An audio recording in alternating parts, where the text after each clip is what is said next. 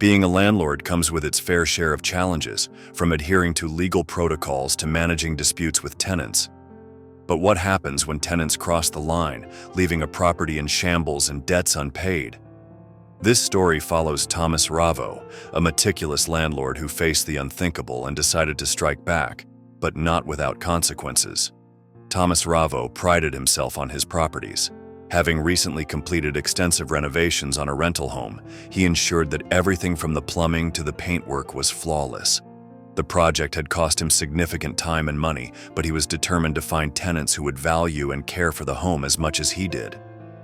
When a seemingly pleasant young couple with 3 children expressed interest, Ravo believed his search was over.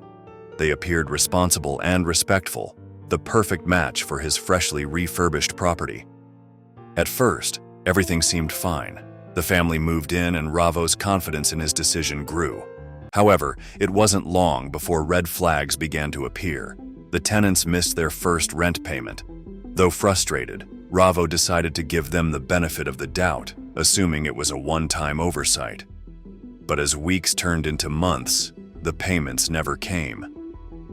Ravo, a patient man by nature, repeatedly reached out to the family, hoping to resolve the issue amicably.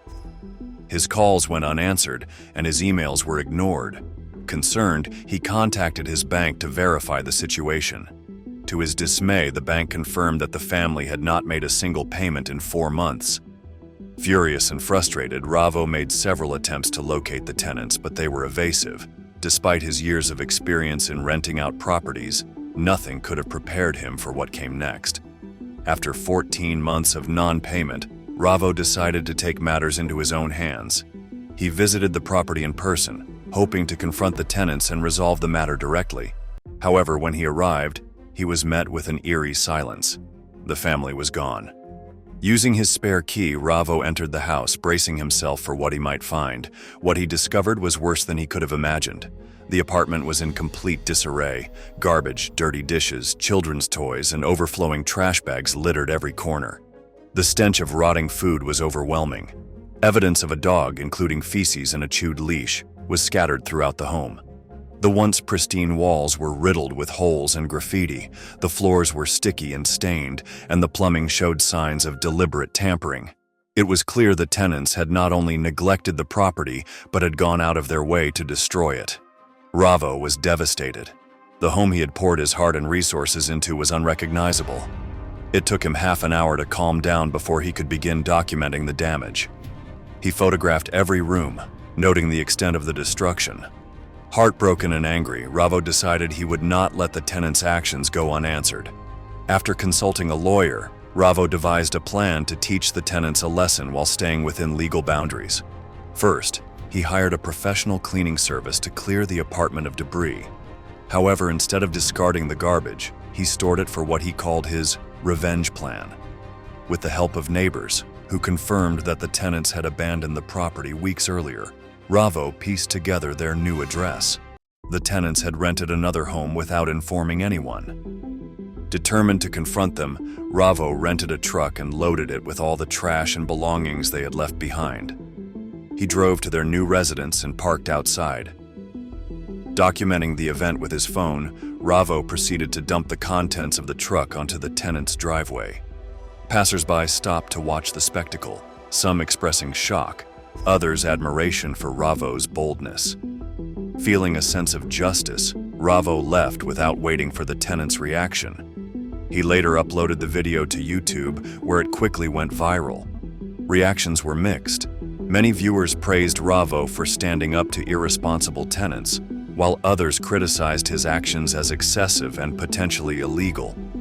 The media picked up the story, and debates erupted online about the ethics of public shaming and landlord-tenant relations. However, the situation took an unexpected turn. It was revealed that the tenants had sublet the original apartment to another family without Ravo's knowledge. This complicated matters further, as the actual perpetrators of the damage were not the tenants he had originally rented to, but the subletters. Legal experts weighed in, suggesting that while Ravo's actions were understandable, they could expose him to legal repercussions, including harassment and vandalism charges. Ravo's legal troubles escalated when the tenants reported him to the police, claiming his actions had caused them undue stress and humiliation. The police launched an investigation, requiring Ravo to provide evidence supporting his claims. Armed with photos of the destroyed apartment, testimonies from neighbors, and his lawyer's guidance, Ravo defended his actions as a necessary response to egregious tenant behavior. Despite his meticulous documentation, the authorities cautioned Ravo that his method of retaliation was problematic. Publicly dumping trash, even if it belonged to the tenants, bordered on harassment. The court case that followed became a media sensation, sparking broader discussions about the rights and responsibilities of landlords and tenants. Throughout the proceedings, Ravo reflected on his actions.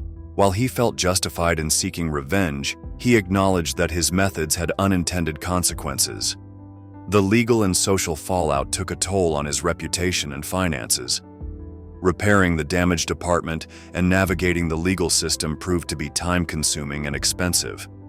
Additionally, the viral nature of the incident brought unwanted scrutiny, making it difficult for Ravo to move on. Meanwhile, the tenants faced consequences of their own. The public backlash from the viral video tarnished their reputation, making it challenging for them to find new housing or employment. They issued a public statement, attributing their actions to personal hardships and accusing Ravo of overreacting. Their response added complexity to an already tangled situation, highlighting the gray areas in landlord-tenant disputes. The case ultimately concluded with a mixed outcome. The court ruled that while Ravo's actions were extreme, they did not constitute criminal behavior. However, the tenants were held financially responsible for the damage to the property and ordered to compensate Ravo for his losses.